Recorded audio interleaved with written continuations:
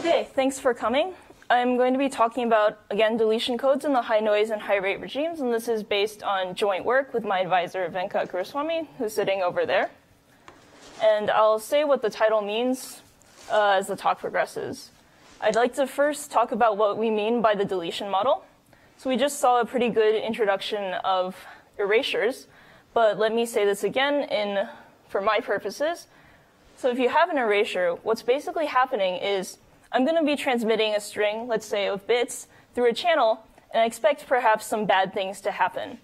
And in the erasure model, what I mean by this is that maybe these red colored bits are going to have the information that's within them lost.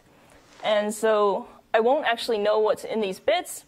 And what happens to the receiver is that I'm going to get some question marks that tell me that the information there is lost.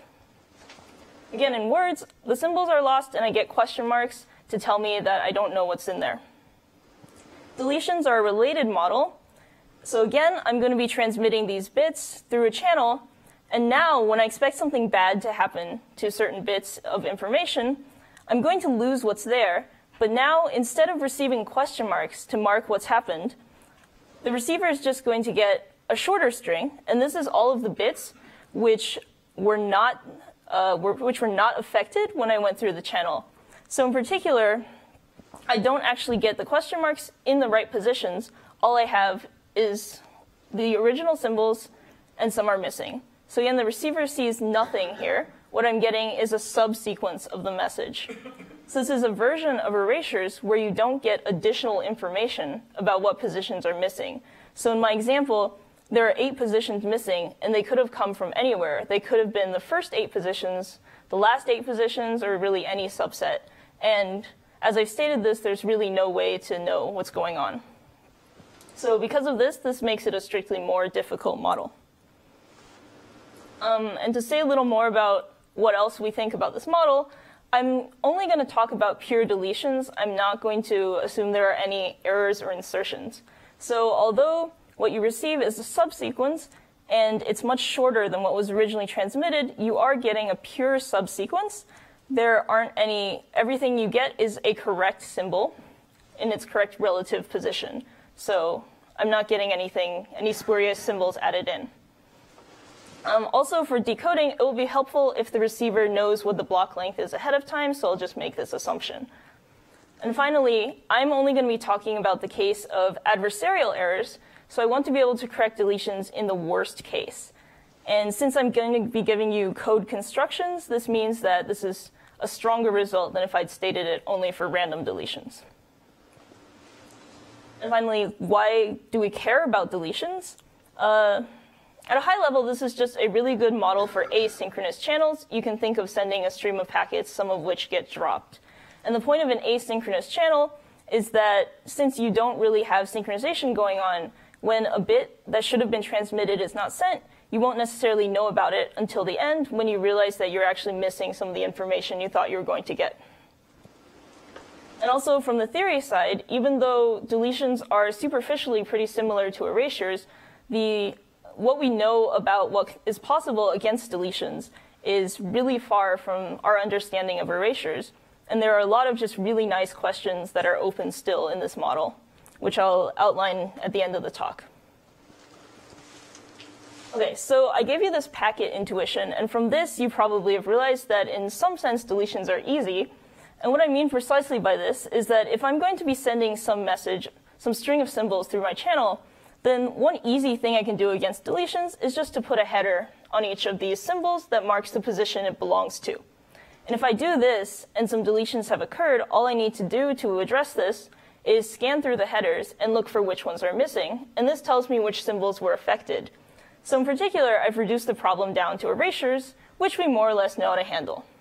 Of course, the problem is that I need a different header for each symbol position, so this makes the alphabet size grow with the code word length, which is something we don't necessarily want to happen.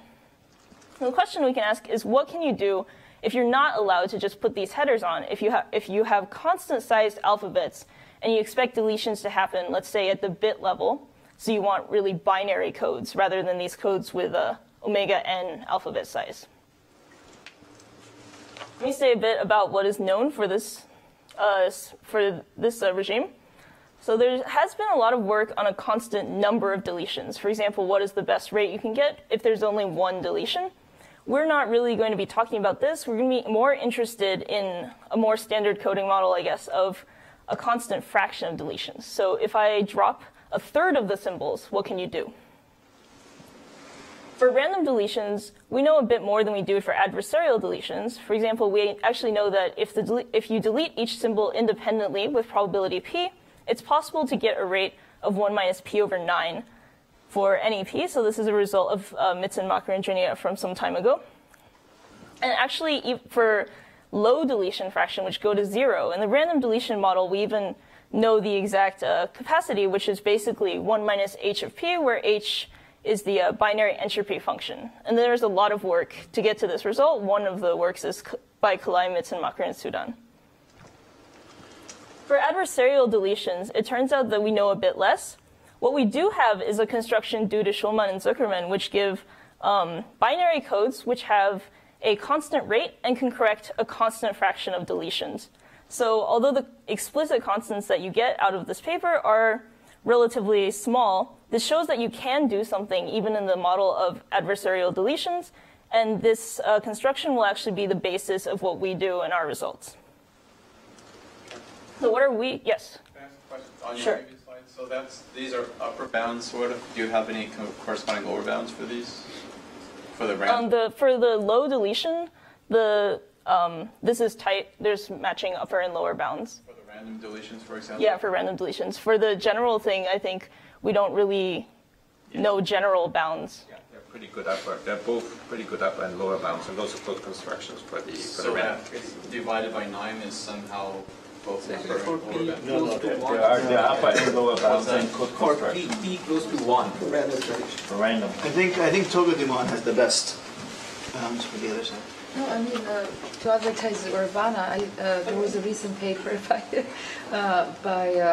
Kulkarni and Piavash, which used linear programming techniques, which unexpectedly came into the picture. They improved a bunch of Levenstein bounds. So it's a recent paper, maybe a year old. It's a very interesting paper. I can give you the reference. By far, I think those are the best bounds for adversarial deletions right now. Okay. Oh, sorry. No, thank you for the... Tough crowd. Yeah. Okay, so just as in pretty much every problem in coding theory, we just want to understand the trade-off between the redundancy or the rate that you need and what kind of error correction capability you can guarantee. So more specifically for this case, what I want to know is if I fix a deletion fraction p, what's the best rate that I can possibly hope to get that can correct p fraction of deletions? As I said, this has been a difficult problem even in the random case, and I'm going to be talking about the adversarial case. So obviously, something has to give here. And for us, what's going to happen is that we're only going to talk about sort of the two extreme values of p, so values of p that go to 0 and values of p that go to 1. So we don't really say anything meaningful about the intermediate range of values. Okay, so the first thing you can ask if you're interested in this question is what is possible combinatorially before you try to give efficient constructions. And it turns out that constructing deletion codes is not too difficult. One way you can do this is by a greedy construction where you just grab a string and keep taking more strings as long as they're far away from the current set that you have. And by far away, I mean far in deletion distance. So this will just give you a good deletion code. And the point is it turns out that you can build quite a large code in this way. So for high deletions, so the deletion fraction going to 1, you can actually get a rate which is constant and an alphabet size which is constant. And these have fairly good exponents. And in the low noise case, where the deletion fraction goes to 0, you can get a rate of roughly 1 minus 2 h of epsilon against a deletion fraction of epsilon. So this is not too far from what we know for random deletions. Now, notice that I stated this first high noise result for an alphabet size that grows with epsilon, and it turns out that this is actually something which is necessary. It's not because we don't know how to analyze binary codes in this case. And the reason is that if I allow you to delete half of the code word, then in the binary case, you can just either delete all the ones or all the zeros. And what you're going to get is either a string of all zeros or all ones, which means that you can only transmit one bit of information, and you can't ever hope to get a constant rate. So if I want to correct a deletion fraction bigger than a half, even approaching 1, I do need an alphabet size that grows with the gap to 1. But if the alphabet size is larger and larger, the overhead involving with labeling the packets will be smaller and smaller, right, in some sense? Yes, but we're still going to be using, a constant alphabet size. Here it's 1 over epsilon cubed, so the overhead of n for labeling is still pretty costly. Yeah, we're really interested in this sort of constant gap, like a 1 minus epsilon deletion fraction, where epsilon will be constant. Okay, so what do we get? So the first thing we get for high noise is that we actually construct an explicit code which qualitatively matches what we currently know how to get with the greedy construction. So we get a constant rate in alphabet size against a 1 minus epsilon deletion fraction. And although our exponents are slightly worse, the benefit of our code is, of course, that it's explicit and has efficient encoding and decoding. And similarly, in the high rate or low noise case, we get a binary code with a constant rate, with a rate approaching 1 that can also correct a constant fraction of deletions. And our rate is slightly worse than the existential bound, but qualitatively we get the right trade-offs. Okay, so how do we do this? The idea is concatenation, which probably most of you have seen. It has applications in a lot of other settings. But just to go through it, so far I've given you 2 kinds of deletion codes. The first is good codes, but over large alphabets, which you can get by, for example, adding headers to acceptable erasure codes. And the second kind is that if I use my greedy algorithm, then I can construct good codes, in fact, over small alphabets. And the only drawback here is that it takes a very long time to construct because I'm actually going to be choosing each code word individually. And the idea of concatenation is that I'm going to put these 2 codes together in such a way that I can get the best properties of both. Yes? So Zuckerman and Schulman is also concatenated codes, right? Yes. So you basically use the same thing that they... Yeah, so we're going to use a very similar construction, and the idea is that we're just going to essentially fix it up so that we can get a high rate, a rate that approaches 1 instead of losing constants in different steps. Okay, so how does concatenation work? Basically, I begin with my outer code over this large alphabet. So here's a code word, B1 through BM, of my outer code. And all I'm going to do is I'm just going to take each symbol in this outer code word and encode it separately using my good code for the small alphabet, which I'll call the inner code. And I concatenate the results of these, which gives me a longish code over the small alphabet. So to fix notation, I am going to be calling these inner code words blocks throughout the analysis, so hopefully that won't be confusing. So you'll notice that this is, in fact, a code over a small alphabet. And as long as the alphabet size of the outer code is polynomial in the block length, this is also actually an explicit code that you can, because the inner code is now over a smaller block length, that you can brute force efficiently. So the only other thing that you really want from this code is for it to be able to actually correct a reasonable fraction of deletions. And it turns out that as I've stated it here, this is not necessarily going to be the case, but let's try to understand how you would attempt to decode these concatenated codes. So concatenated codes come with sort of a natural decoding algorithm. And what happens is that if I have this concatenation of the encodings of different symbols, then what I can do, for example, in the case of erasures, if some symbols are erased, then all I have to do is go through and find what's left of each block and attempt to decode it. So I'll just run the decoding algorithm on the small blocks and get some candidate symbols for the outer code word. And as long as there aren't too many erasures at the inner level, then I'm going to get a fair number of good symbols given to the outer decoder, which can then correct anything else that's left over. So this is fine. Unfortunately, in the case of deletions, what happens is that if I have something bad happening in these symbols, then it's not like I'm going to be in the case of erasures, where I'm going to get question marks to mark off what's gone wrong, I'm actually going to, in this example, get this really weird substring of the concatenated code word. And the point is that I really don't have a good way of finding out which symbols belong to which blocks. So in the erasure case, I just counted off until the end, until the block length of the inner code, and then I would just decode what I found there.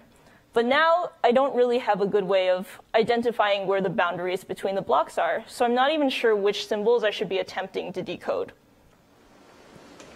So again, if I could find the blocks, then I can do a similar thing to what I had for erasures.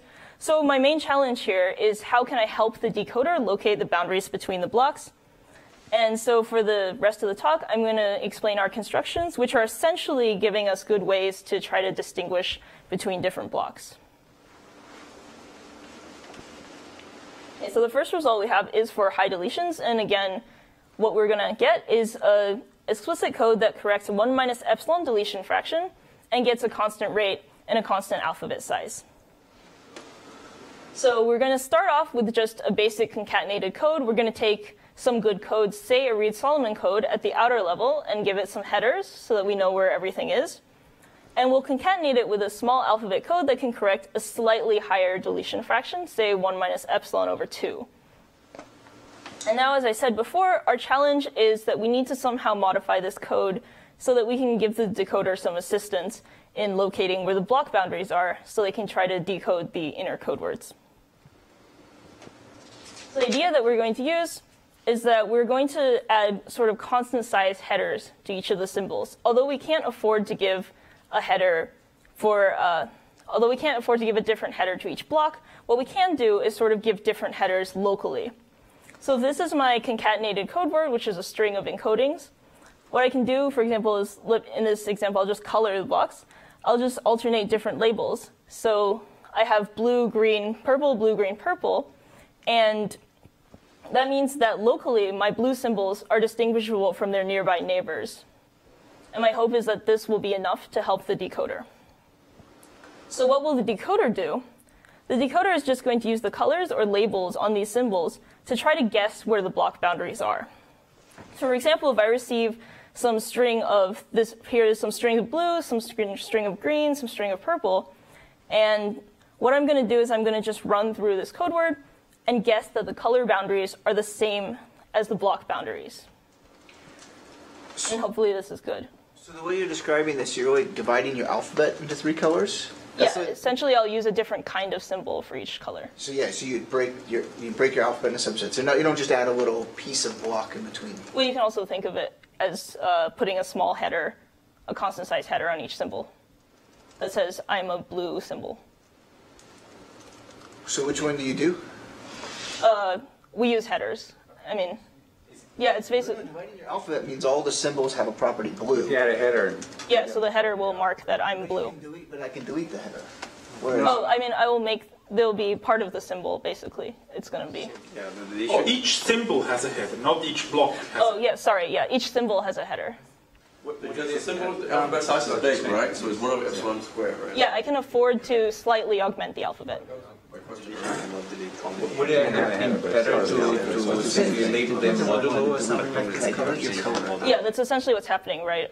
Not quite, because you give them all the same label, right? But you could have done then just, let's say, a header with 2 bits or something, and then just do 0, 1, 2, 3, 0, 1, 2, 3, right? It's not exactly the same. I mean, in the implementation, you can sort of choose how you do it, right? All I want is to... Within the block here, you have no idea where which bit belongs. And the other one, you do know that. Oh, I see. Well, the inner code can correct deletions already.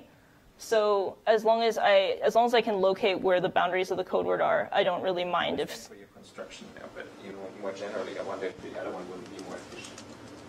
Where you label modulo within the code word?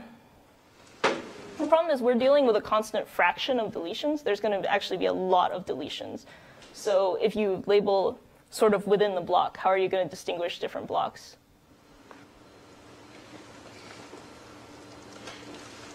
I mean, all these constructions are just extremely challenging to think about, so there are a lot of ideas to try. You're always assuming that you delete one block, and if you put an header, it is part of, sorry, one symbol, and if you... Yeah, so the header is part of the symbol, it has to be, yeah. So this construction only works for large alphabets. It's the same. Yes. I'll be giving a binary construction in a second if I have time. I guess you could say that you're assuming a deletion process will cooperate, and if it deletes a symbol, it deletes the header with it. Yes. Yes, so this is a large alphabet result, unfortunately. As I mentioned, you do need a larger alphabet if you want to handle a large fraction of deletions.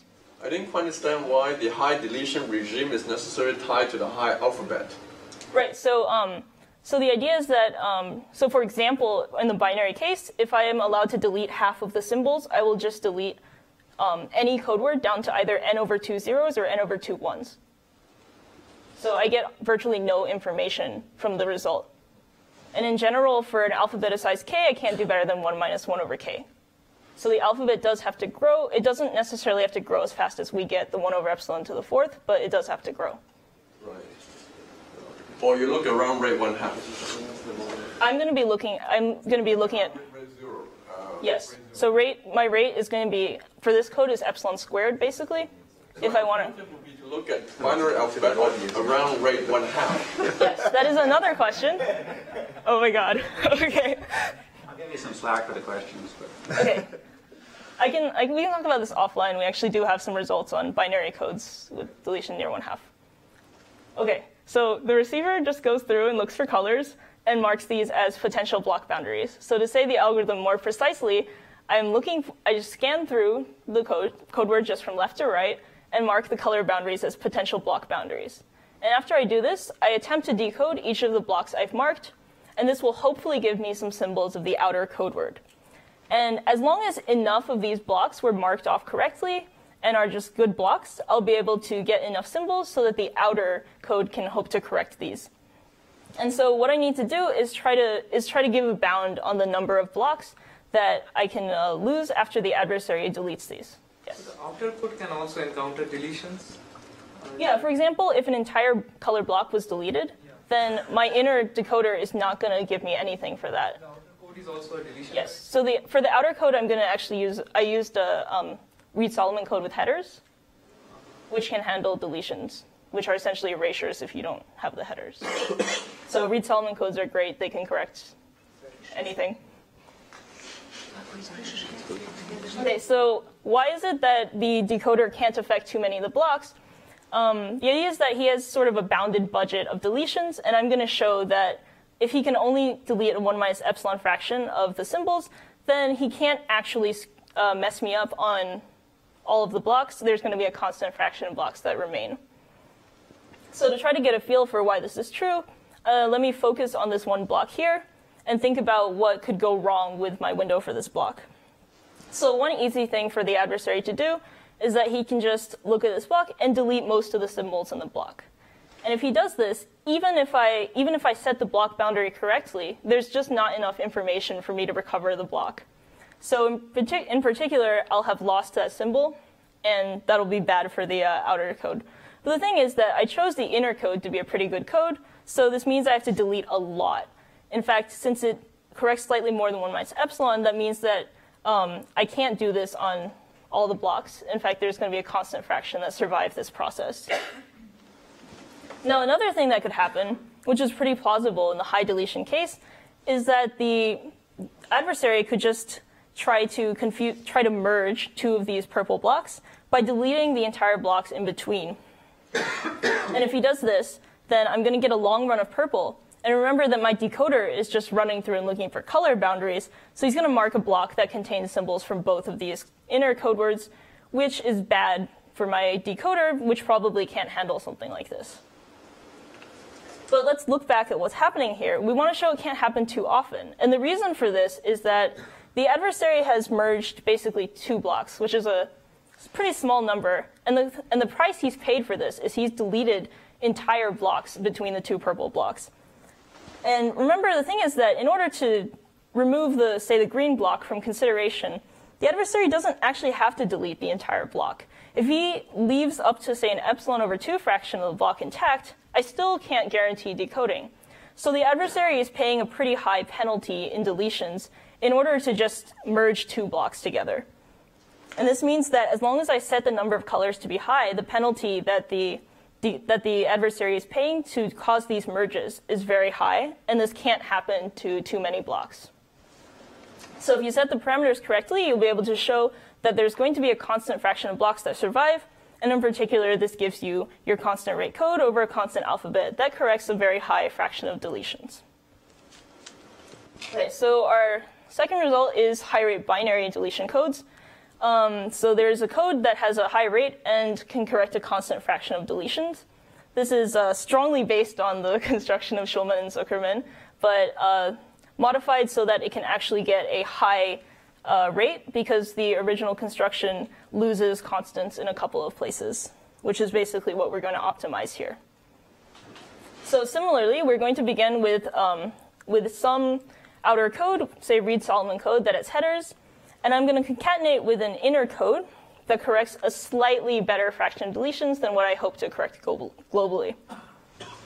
And the key observation for us is that I can actually choose the inner code to be dense. And I won't say exactly what this means, but as long as you look at long windows in the code word, it's going to have high Hamming weight, so there'll be a lot of ones in this. And in the Schulman-Zuckerman case, what they do is just put ones in every other symbol. We're going to be a little more careful to try to keep the rate high. So again, the challenge is to try to make it so that the decoder can distinguish blocks.